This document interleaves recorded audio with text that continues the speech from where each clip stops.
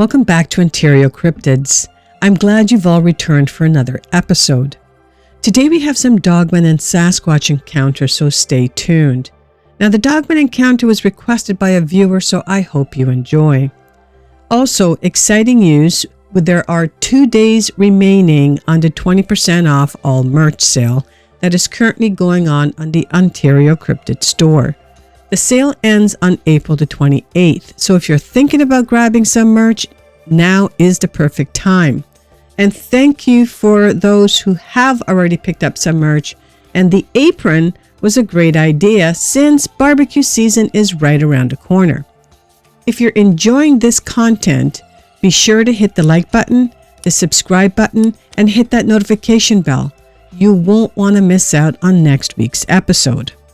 And if you have an encounter of your own, I'd love to hear about it. Send your stories to OntarioCryptids@gmail.com and it could be featured in a future episode.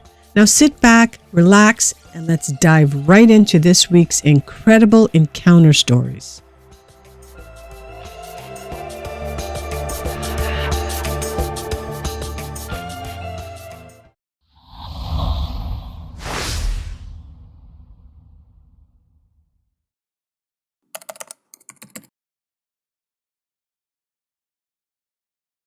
I grew up in the suburbs of north of Atlanta. It was 65 years ago and the area was naturally wooded and beautiful. I was just wandering around indoors playing and I saw my mother laying on the chaise lounge in the living room. Behind her were gorgeous huge windows. 3 of those big windows that you can open up and step outside. I walked towards my mother and a huge, and I mean bigger than any person I have ever seen, big black dog creature thing was at the windows. The only problem was it was standing up on its hind legs and its front legs or paws curled up like you do to imitate claws or monster hands. I froze, but then it jumped at the window like it was going to claw its way through. I was totally terrified and screamed and I ran anywhere I could, even in circles. I don't think I have ever been that scared in my short life. Of course, my mom woke up, and even though I tried to tell her about it, I could not get her to understand what I saw.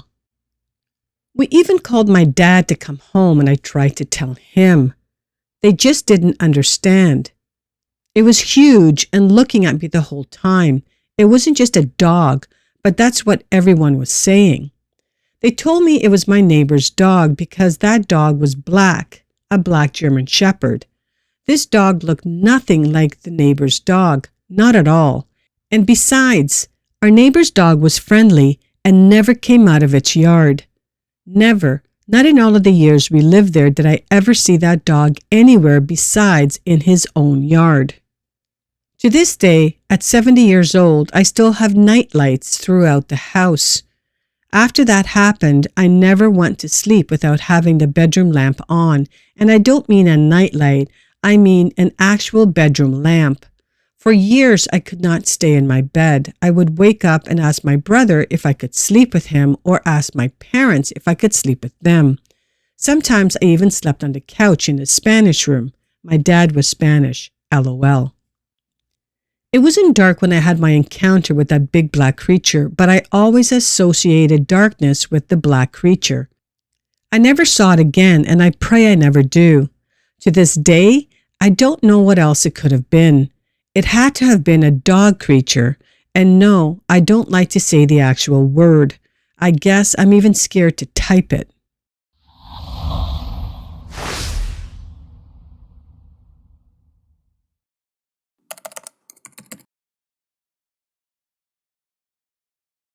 I was fishing for bluegill at an old abandoned farmhouse with 2 friends from my childhood, Rick and Tim.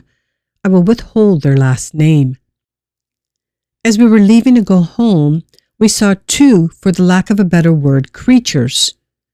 I don't know if these qualify as Bigfoot, but this is what we saw. 2 creatures with bright red hair were lying by the edge of the forest tree line, one on top of one another as if making love. They were at least 100 yards away, but clearly visible. due to the contrast of their color against the straw-covered broom sage they were lying in.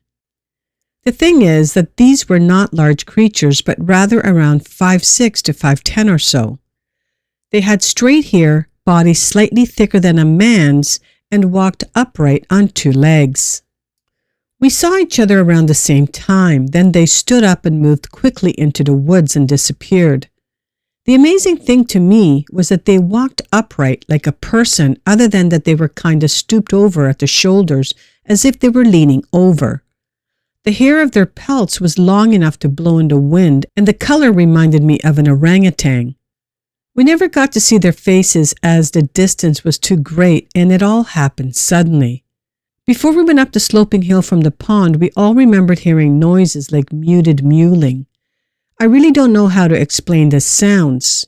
We were kind of shook up and didn't really tell anyone at the time what we had seen because we knew we would be teased. I haven't seen or spoken to Rick or Tim in years, but I'm betting they remember this too. It's kind of hard to forget. The area had a slightly recessed pond like a crater surrounded by broom sage field, all surrounded by woods. An old abandoned farmhouse stood on the site. It's probably fallen down by now. I've only ever told 5 or 6 good friends over the years, no one else. I've always been curious about what we saw. I have no idea or preconceived ideas. I only know that they were something different and unexplainable. I doubt I will ever truly know what it was I saw.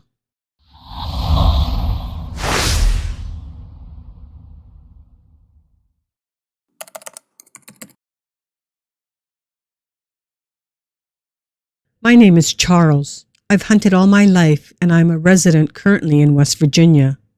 The sighting I'm about to mention is something that frightens me to talk about to this day.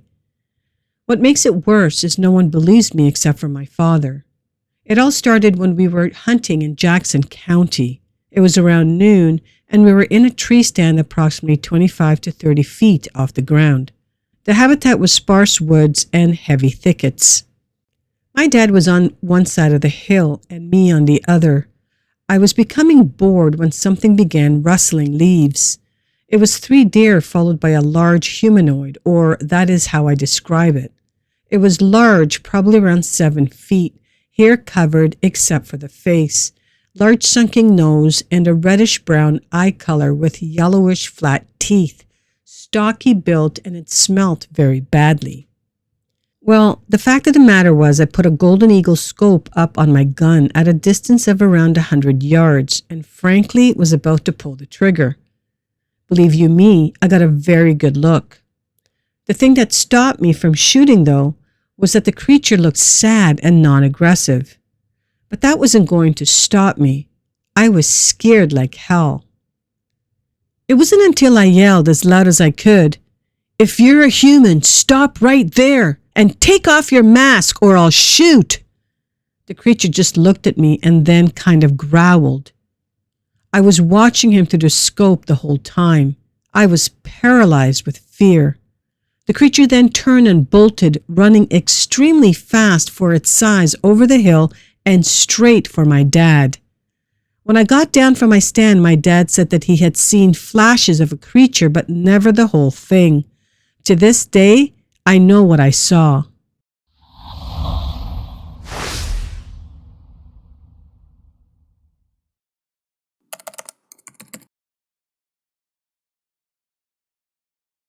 I was visiting a friend of mine who lives in Stratford, Washington State, about 100 miles east of Seattle. The second night I was there visiting, we drove into Seattle to check out the local nightlife. At about 2 a.m. we left and started driving home. As we neared his house, the area around Blue Lake, we stopped on Route 17 just south of Sun Lake State Park to relieve ourselves. The time was around 4:30 a.m. We pulled over to the side of the road and walked off into the bushes. Within moments, I heard off to my left a very loud noise as if something was coming towards us through the forest. I was rather nervous, so I hurried back to the car. As I reached it, my friend came running towards me. We sensed something following us at a distance, got in the car, shut and locked the doors, and waited quietly. Out of the forest came the strangest thing I have ever seen. It must have been a Bigfoot. I have spent some time living in Maine and Northeast, so I have exposure to bears. I am most certain this was not a bear. The creature seemed agitated. Perhaps when we walked off into the woods to relieve ourselves, we startled it. It approached the car, walked around it, looking at it and us. When it moved to the front of the car, we could see about 6.5 to 7 feet tall and covered in red-brown hair from head to toe. It stood upright, although with a hunch, and appeared to be bipedal. It approached the car and came around the front. We quickly flicked on the car headlights, and this is when we saw it best. We were so scared that we sounded the horn, hoping that it would scare it off. At this point, the creature made a kind of a chortling sound, similar to that of an African dog, the basenji. Just then, he reared back and pounded the hood of my friend's car. Perhaps it was agitated by the sound of the horn.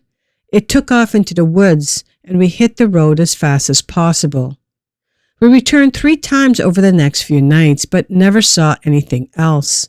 There were no tracks around the spot where we parked, only some crushed grass and underbrush where the creature had walked and where we entered the woods.